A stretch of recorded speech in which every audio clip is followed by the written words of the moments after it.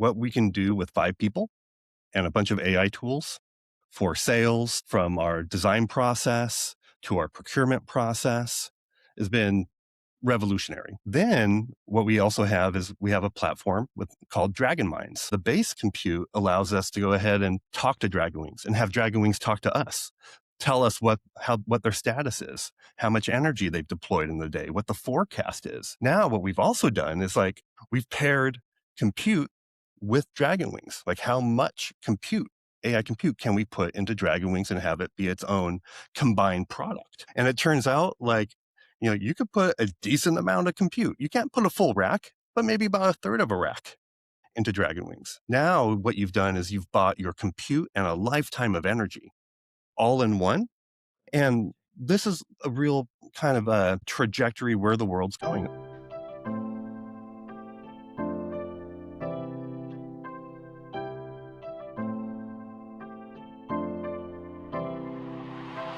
Welcome to the Blue Ocean Solutions podcast, where we dive into real conversations with business owners, innovators, and industry leaders reshaping the future of clean tech, construction, and the renewable energy sector. I'm Kreel Hutchinson, your host. Our guest today is Ryan Wartena, the CEO at DragonWings in the San Francisco, California area. We're going to be discussing his journey from pioneering battery technology to revolutionizing temporary power and EV charging with the world's fastest deployed solar microgrids. If you're a founder or executive in the renewable energy sector, clean tech, or energy-aligned construction, you will love the show because Ryan's going to share how to innovate in a challenging market and leverage advanced technology at scale. It's an example of how deep technical experience and expertise combined with strategic vision can create groundbreaking strategies and breakthroughs. Welcome to the podcast, Ryan. Thank you, Kreel. Pleasure to be here with you. I'm really excited to learn more about these microgrids. I really enjoyed our initial conversation, and I was excited to bring this conversation to our audience. So for people who may not know you and the work that you're doing, why don't you introduce yourself, a little bit of your background, your role in your company? Wonderful. Hello, I'm Dr. Ryan Wartena, and I am now the CEO of DragonWings. We build modular microgrids, but I had an extensive past. I have a doctorate in electrochemical engineering. I did 2 postdocs, one at the Naval Research Lab and one at MIT, all on battery technology, solid-state batteries, and computational chemistry. Then I went on to develop a company called Jelly. Started that in 2008. Jelly was an early energy storage software provider. And I grew that company and sold it to Hanwha Q Cells in 2020. Jelly provided software for residential, commercial, utility scale, and virtual power plants. And so this is all through the late 2000s up into 2020. And we saw a lot of development. And I kind of considered that time we were setting the foundations for what I think of as an Internet of Energy. And now we're really starting to see DERs take off everywhere. But what I also saw was the lack of solutions for the commercial and industrial market. Right. So a lot of products came out around residential and also utility scale to go ahead and have faster install and all of that. But then I really saw the gap in the market for commercial industrial applications. And then I also took a step back and looked at, there's a lot of parts of the world and a lot of applications where diesel and gas generators are utilized. And there is not a renewable solution in that space. Now, I took a step back and I thought about it, and this is what we did over COVID, was really design a full solar generator that can provide a 3-phase power service anywhere in the United States, any time of year. And that was critical to do. And that's where we came up with DragonWings. We've productized a commercial industrial solar generator that can scale from 30 kilowatts and even push up to 5 megawatts of solutions. So a real productized solution. And that's where I decided to go ahead and take the next venture here, was to go ahead and build out this infrastructure. And so really we're building power plants like cars in a factory that can deploy anywhere. I absolutely love it. I'm going to also, during this conversation, because DragonWings is such a great name for the image that our audience will start to see on their screen. So why don't you talk our audience through actually what this looks like? Because the image will be here, so they're going to get a really great representation, but describe it for them. Yeah, I think Even at the beginning of Jelly, I kind of wanted to be able to bring all the pieces together into a single system: solar, power conversion, battery, controls, and communication. And it wasn't until I opened up the back of a container and I saw 4 pallets perfectly fitting within the back of this container, perfectly stacked. And I thought about Nextracker and Nextpower and how, you know, they have really kind of figured out how to minimize labor for utility scale and adding a little bit more steel to go ahead and do that for a fast install. And then so I thought to myself, what if we can utilize the steel around the container to go ahead and unfold a whole solar array so we can build the whole thing in the shape of a container? And so that's exactly what we set out to. It had probably like a dozen different designs for this, and before kind of really getting to the horizontal scissor array. And we have a patent on that, so super happy about that. And it took us years of engineering to go ahead and build this. And so really, what you'll see is like a push button, and within 2 to 4 minutes, we go from an 8-foot wide container out to an 80-foot wingspan. And again, there's no feet required. We could put them on if you want, but they're not really required. And there's enough intelligence on board to where it'll go ahead and close under really high winds. And it's just a super easy to set up system.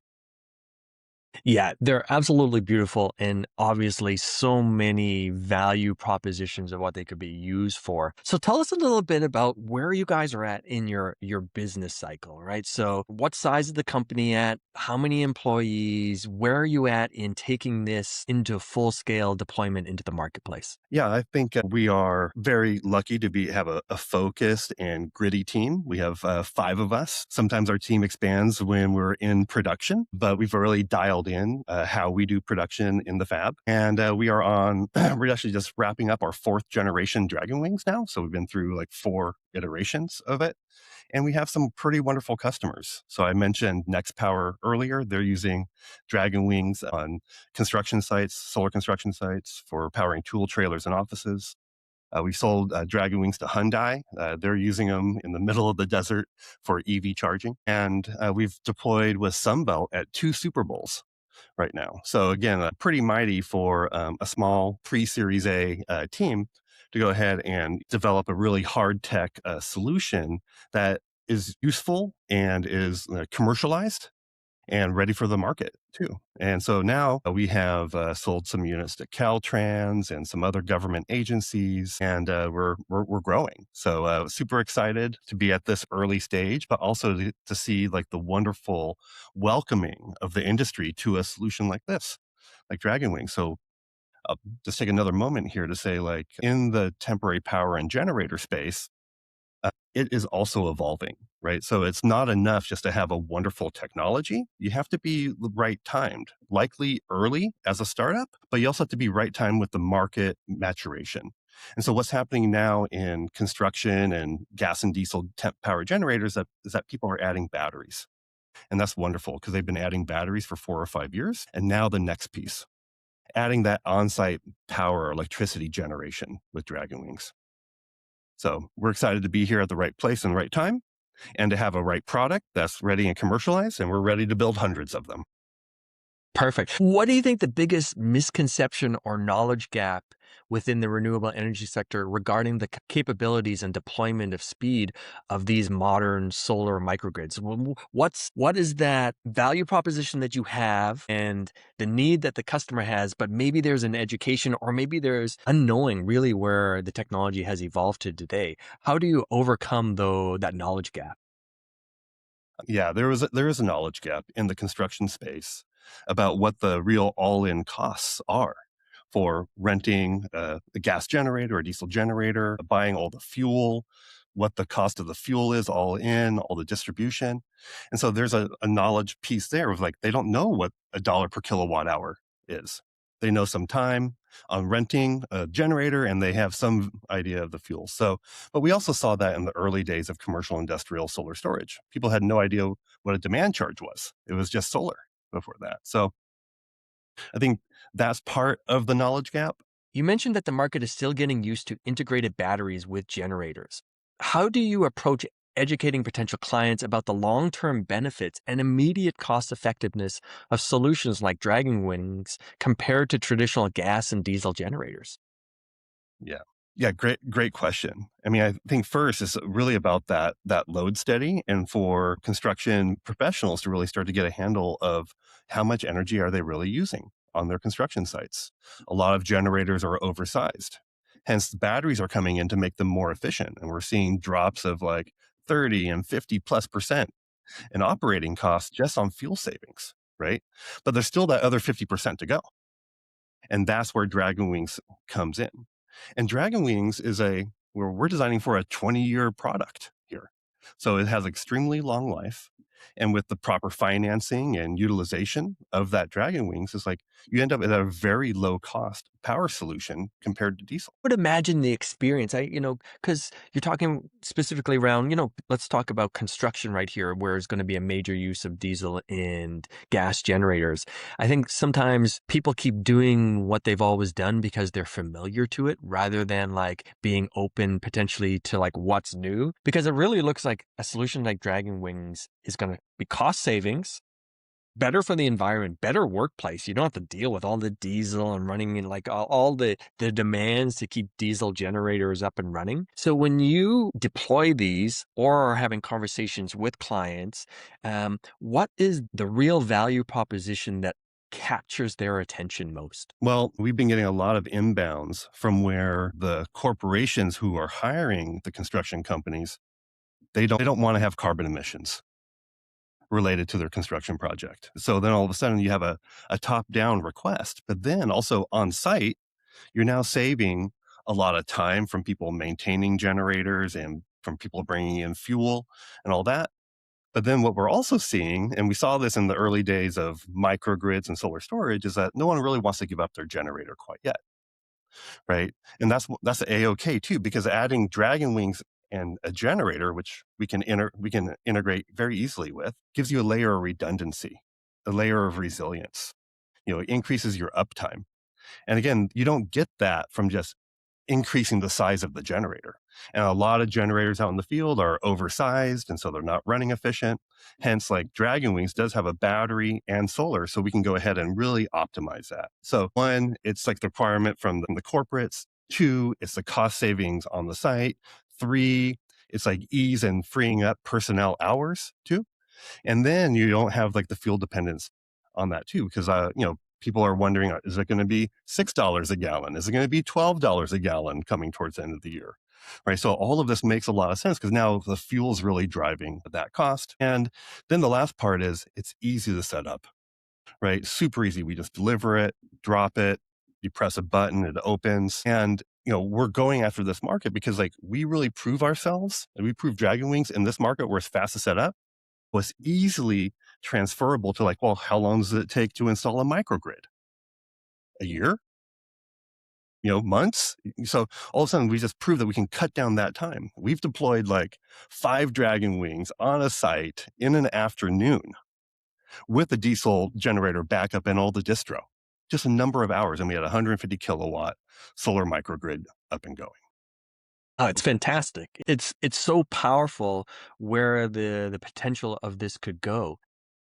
Let's talk about AI because it's really obviously influencing a lot of companies and, yours being moving through, like, I would not consider you a startup. Like you've got full deployment and customers and there's growth happening.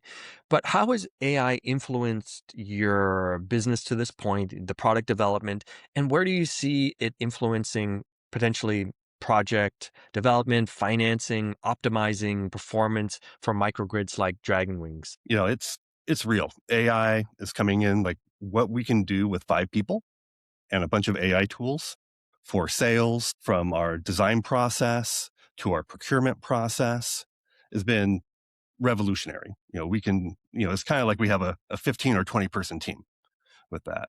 Then what we also have is we have a platform called Dragon Minds. Dragon Minds is a AI platform. This is our way of going ahead and operating Dragon Wings, but we put small compute into each DragonWing, and we can expand that compute, which I'll talk about in a moment. But the base compute allows us to go ahead and talk to DragonWings and have DragonWings talk to us, tell us what their status is, how much energy they've deployed in the day, what the forecast is, and that's all running locally. Now, what we've also done is we've paired compute with DragonWings. Like, how much AI compute can we put into DragonWings and have it be its own combined product, right? And it turns out you could put a decent amount of compute. You can't put a full rack, but maybe about a third of a rack into DragonWings. Now, what you've done is you've bought your compute and a lifetime of energy all in one. And this is a real kind of a trajectory where the world's going. It's it doesn't matter really what the energy source is. We need more of it. We need more of it. And if we're bringing in a lot of AI, if it can come in already with this energy system that can interconnect to the grid, to the building, to other systems, oh, that's awesome.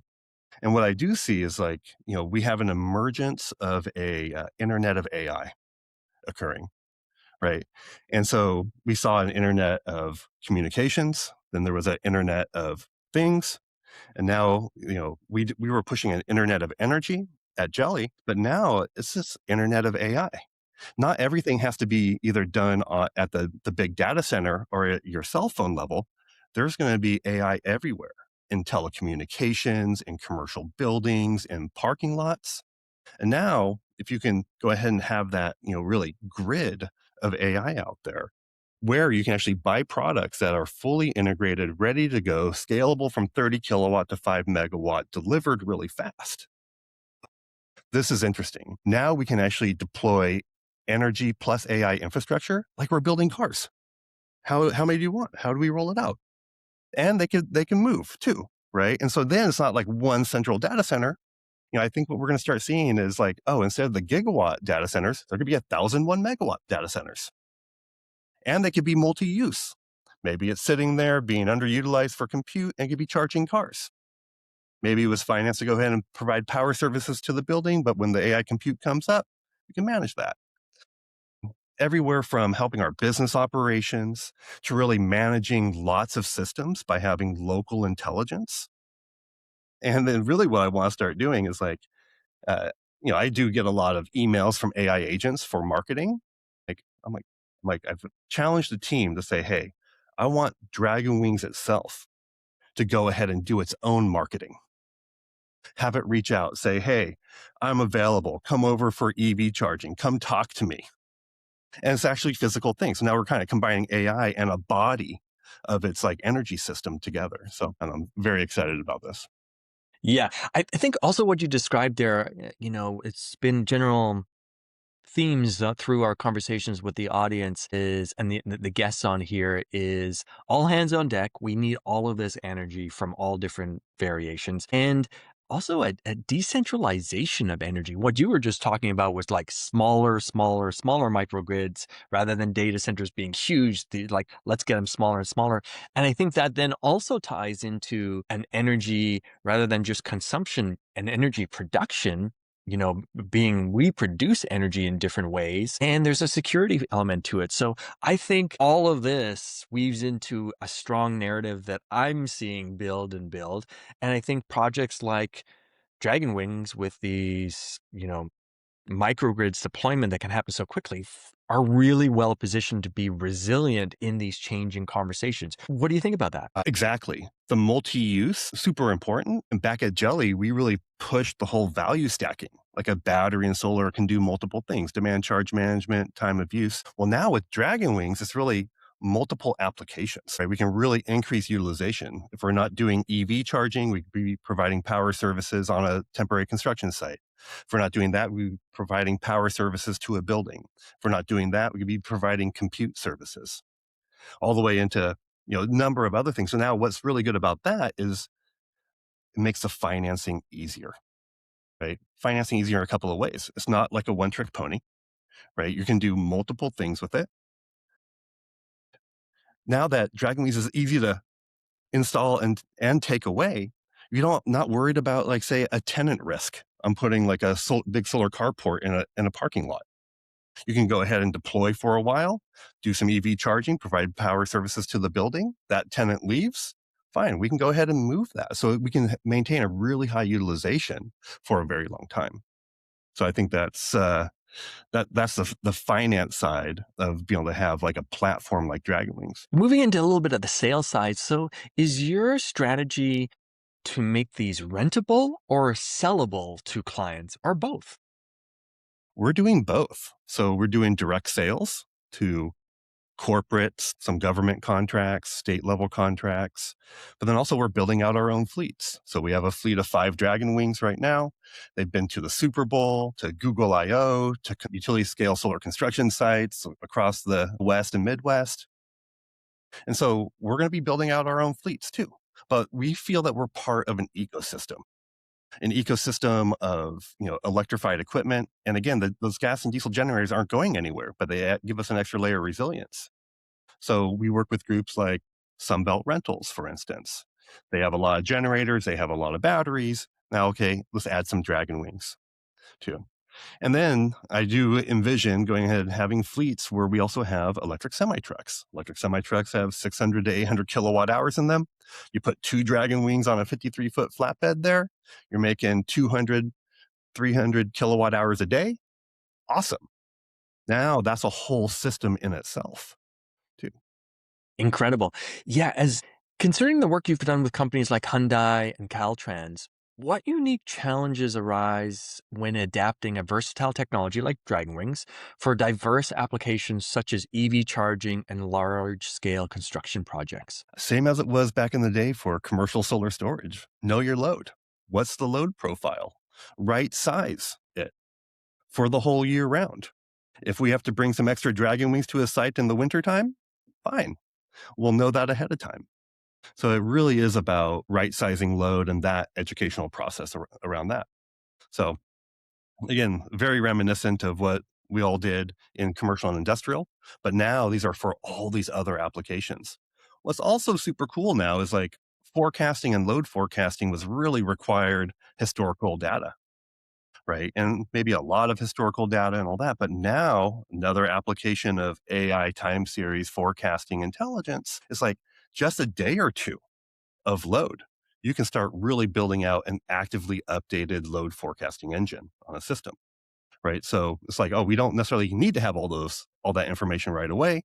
We just need to start operating in the first couple of days and really kind of understand. Amazing. So, as we talk a little bit more about the deployment and your go to market strategy, for you guys, is it about finding ideal channel partners that potentially could be like short-term energy rental companies, across the country that would own a DragonWings and then rent it out themselves? Or what does that look like? Who are you really looking to partner with on that distribution side? And then also, who is your, maybe ideal customer profile that you want to have more sales directly to? Right. So I think about the business in 3 stages. This first stage is temporary power, construction, equipment rental companies. The second stage is EV charging. So then we're going to EV charging developers and we start touching into commercial and industrial power. The third is C&I commercial industrial power, right? So each one of those 3 have a different, customer profile. Like we would love to work with like tier 1, tier 2 rental companies because rental and equipment rental and power rental is local too. And there's lots of local rental houses that are providing power services and they're all buying mobile batteries to go along with their generators. So anyone who's bought a mobile battery, to go along with their generator is a prime candidate, for us. So we use DragonWings and we're totally flexible. We'll go ahead and sell units so you can re-rent them. We'll go ahead and lease them to you. We'll go ahead and rent them to you. So however you want to do it, that's wonderful. It's really, we're in this education period right now. So like the more people see it, think about it, consider it, do a pilot and move forward, then that just kind of spreads the whole thing. And, again, like the larger corporations will probably take more time to go ahead and adapt and adopt these technologies. And if we have fleets of DragonWings, big corporates are welcome to buy our fleets and we'll build more and keep on going. The market's huge for this. Amazing. So obviously, so many things have gone well for DragonWings to get you to where you are. The company is growing, you've got deployment, you're raising capital. What is on the flip side? What has been the most frustrating or time consuming issue that has taken the wind out of the sails along the way? I don't really consider it wind out of the sails. I consider it like the real hard work that we have to do. So, twofold. First, this is a very difficult product to build. This is solar robotics. This is autonomous solar robotics that's operating out in the field for months at a time without people touching it. We're in full telemetry. It's responding to weather conditions and load conditions, like no simple task, from the mechanics to the robotics. And then again, like I don't usually play the solar robotics because I don't want, it's not all that because it's really just, it's a solar array with a battery too. But I think that's one side of it. The other side is vision. People haven't seen an animal like DragonWings before, so they Yeah. don't know how it works in their environment. We've gone through a lot of work to go ahead and make a solar generator that doesn't take up a lot of space. When we have it on top of another 20-foot container, because it fits right on top of another 20-foot container, it fits in one spot and then actually provides shade like a solar carport for an additional 8. So we're only taking up one parking spot. That's exactly like what a 30 kilowatt generator would take. It's one parking spot. Same thing. We can put one or two on the back of a flatbed semi-truck trailer. And again, it's up and out of the way. And it's really fun to watch because when people come and see DragonWings, they come and stand under the wings. It's sunny outside. They're using it as shade. Then you see it. Then you get it. Then once you actually see it in person, then it's like, this is actually, it's big, but it's not big in the place that normally matters, like on the ground. It's up in the air, right? And that happens either on a gooseneck trailer, on a flatbed trailer, on top of another container. Even when we deploy them on the ground, it's like good working height for people to hang out underneath. So yeah, I think it's one side's the vision and the other side is the education. Or sorry, the technically hard part of DragonWings. We try to make it look really easy.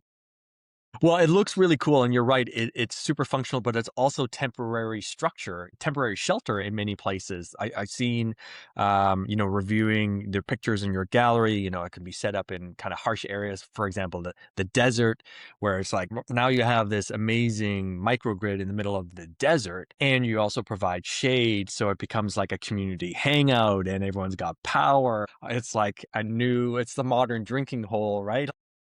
Where It it's like, really, where's the water and where's the power? that's the thing is like, where do you put the diesel generator? Out in the back, way You don't want away anyone to from, see it. No one wants to hang out with it. No one wants to know it's there. it's like putting out fumes. It's noisy, and so like, again, we're really flipping the script on where power goes. It can be right out in front. People love putting it out in front. People love hanging out underneath DragonWings. People love charging their devices and electric cars and electric bikes on DragonWings, so. Where do you, as we kind of move towards the finish line of this conversation, let's future pace a little bit. Where do you see Dragon Wings and potentially how it fits into the larger conversation in marketplace for renewables? What does it look like 1, 3, 5 years from now? Well, I think we'll do a push with utilities. Utilities have a fleet of diesel generators. Every utility does. And also like communities too. Like communities may want like some backup power generation that's not going to run out of fuel. Right. So I think there's definitely like a utility, a municipal, application. Then we're going through a process of hardening our DragonWings for international applications, be able to ship on boats. And there's a lot of the world that runs on gas and diesel generators. We can really bring renewables and resiliency into those areas. That's huge. So much of the world runs on that. Then I'll harken back to, I'm an industrial electrochemical engineer. I've developed electrochemical processes that replace thermal processes for making materials. We can now make steel with electricity. We can make concrete with electricity. We can make fuels by pulling CO2 out of the air and adding water and electricity. All of a sudden, these are all skidded solutions. this very may well be like the next generation of how we do manufacturing of materials, physical AI, all of that comes into like, what if like a plant that's producing steel or concrete is just a series of skids that goes local. And then all of a sudden you have electric vehicles transporting those materials locally. Like so many tires are made in Southeast Asia. Theoretically, you can go ahead and have CO2 capture units, which are modular, pull down CO2, convert that with electrochemistry into carbon fibers and carbon materials and 3D print tires and deliver them within 300 miles. I've done the calculations on this. I'm like, oh, for each material and all that, you kind of do a local manufacturing on skidded systems like that. This is the way that you get to the most net negative emissions materials on the planet. And I think that is like super key and lowest cost. Amazing. I love the vision, Ryan. This has been a fantastic conversation. I'm really glad you were here to share with our audience because DragonWings are just so cool, right? And its application is going to be really transformative and life-changing in certain places. Before I let you go, I want to make sure that our audience has an opportunity to follow your work, get a hold of you if they're interested in continuing the conversation, potentially even being a rental or an owner of some DragonWings. Where do people find you? So you can see us at www.dragonwings.co. There's a contact page right there. You can find me on LinkedIn, Ryan Wartena. The company name is Southern Beams Builds. DragonWings is our product, but that's our DBA. So I'm Ryan at southernbeams.com. Fantastic. Ryan, it's been a pleasure to have you on the show. To our audience, if you've enjoyed the conversation as much as I have, make sure to like and subscribe to the channel. And feel free to share it with somebody else that might be interested in deploying some DragonWings at their next project, their next festival, their next home build, their next community. The point of use is really limitless. And so wherever you need energy in a microgrid, DragonWings seems like it's the ultimate solution. So Ryan, thank you so much for being on the show. To our audience, thank you for being here. This is another episode of Blue Ocean Solutions Podcast. Take care. Thank you, everyone. Thank you, Kreel.